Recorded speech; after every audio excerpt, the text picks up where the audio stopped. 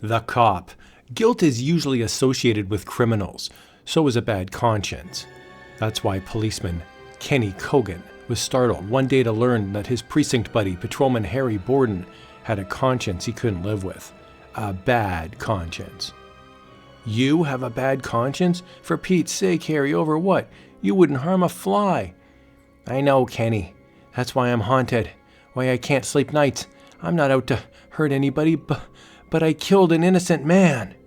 What are you talking about? I shot him dead, Kenny. It was last week. I was turning the corner of Harlow and Green Streets when I heard a woman's voice call out to me. Officer, quick! There's a burglar on the roof. He's got a gun. Stay where you are. I'm coming. When I got to the roof of 63 Harlow Street, I found a hysterical hood who kept screaming to me as I advanced towards him. Don't come closer. I done nothing. I'm a patsy. I been framed. Then drop your gun. Throw your hands up. Instead of surrendering, a hail of slugs came my way. I ducked behind a skylight and fired back. He asked for it. I fired blindly in the direction of where I'd last seen him. My bullets took. He's dead. It's a shame. Why didn't he give up when he had the chance? Look, Harry, you killed a gunman who was out to kill you. It's tragic, but Grant brought it on himself. Why brood about it? I wouldn't brood at all if I were sure he was out to kill me. Don't you see, Kenny? I've developed a conscience I can't live with.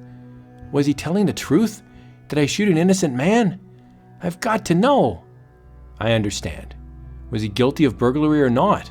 Exactly. You share the beat with me, Kenny. Help me find out whether this man, Lou Grant, was up to anything when I trapped him. Okay, Harry. I'll look into it. That very day, Kenny Cogan began to dig for facts concerning Lou Grant, deceased hoodlum. You know every gangster in the neighborhood, Jim. Who did Lou Grant hang out with? Angel Toro. But for heaven's sake, don't let his torpedoes know I told you. Well, if it ain't Officer Cogan. Going in to shoot a round of Chicago Kenny. I'll write you a letter. Where's Angel Toro? Angel don't see no coppers. One side, mister. I'm here on official business. Are you gonna get moving or? Sure, I'll move, but like this. Now who wants to take me to see Angel Toro? 2 minutes later, in a back room. So, you're probing into Lou Grant's past, eh? What for? It was an open and shut case. Lou was doing some second-story work and got hurt. That's how it looks. But it was quite different. Where do you live, Toro? 63 Harlow Street. The same building where Lou Grant was shot. A coincidence, Cogan. A crook can pick any place to rob. If I was you, Officer Cogan, I'd go back to directing traffic and escorting old ladies across the street. You ain't got nothing on me. Yes, but I have a hunch I will. That night, as Officer Borden met Officer Cogan on the beat, that fourth floor window, third from the right, that was the window that woman called me from. It happens to be Angel Toro's apartment.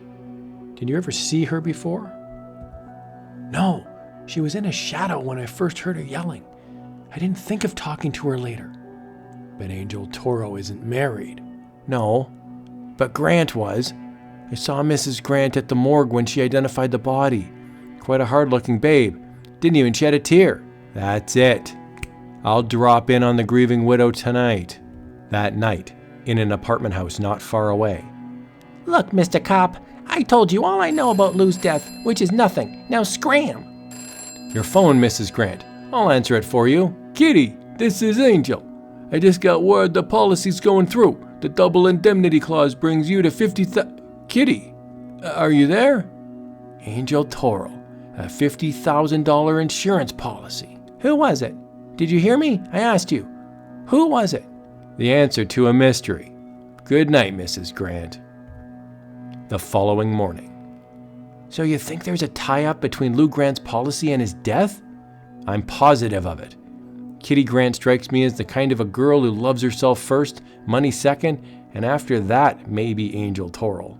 Then you think she was in cahoots with Toro to rub Grant out? Right. She was the one who yelled from the window and disappeared. It was an expensive yell. It cost her husband's life. That night, as Officer Kenny walked his beat, That's him. That's the guy who took your call, Angel. Cogan, eh? He's getting too smart to live. Joe, here's what you'll do. A half hour later. Get set. He's coming. Shadows on the wall. There he is. Get him. An ambush. I must be on the right trail if Toril wants to get rid of me.